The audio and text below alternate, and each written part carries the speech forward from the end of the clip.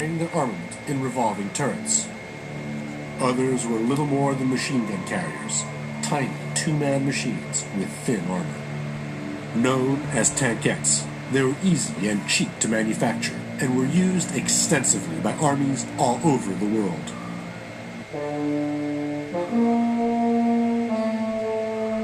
In the early 1920s, the British firm of Vickers developed the influential Vickers medium tank. This established the design characteristics that were to become standard in years to come. These included a sprung suspension for better mobility, and a two-man rotating turret armed with a powerful gun. Another influential design was the Christie tank, invented in the United States but ignored by the U.S. Army. Fitted with extremely effective suspension and able to run on road bridges or tracks, the Christie design was imported into Russia, where it was to evolve into the BT series of fast tanks.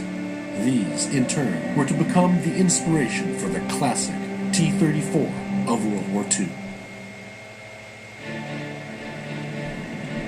New theories about the use of fast-moving armored forces were being put forward in most armies, but to little effect.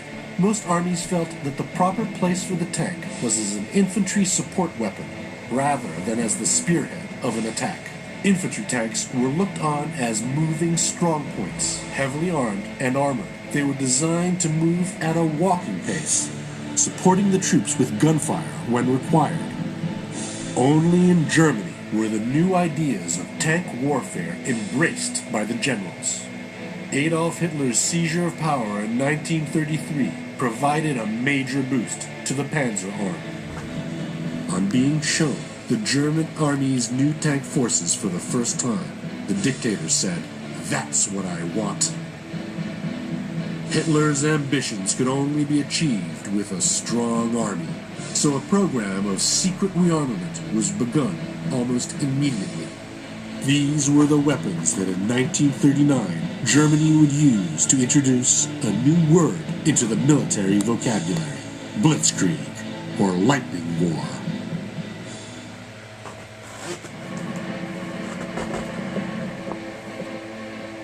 The German blitzkrieg campaigns of World War II saw the evolution of the tank from a moving strongpoint designed to protect the infantry into a true war-winning weapon. At the outbreak of war in 1939, Germany had four main types of tank. The Panzer I, armed with machine guns, was built for training. The Panzer II, armed with a 20mm cannon, was not expected to remain in the front line for long.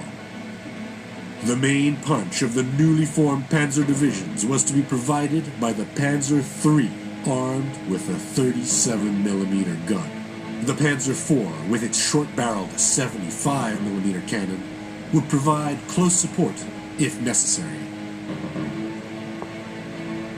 The bulk of the machines that smashed through Poland and France in 1939 and 1940 were the lightweight Panzer Is and IIs. It was the way that the tanks were used that guaranteed victory. Concentrated into fast-moving armored spearheads, they pierced the enemy defenses and rampaged through the French lines. The French actually had more tanks than the Germans, and their machines were better armed and armored. The Saumur S-35 was probably the best tank in the world at the time. However, most French tanks had a major weakness. Unlike the German machines, which had three-man turrets, most French tanks had one-man turrets.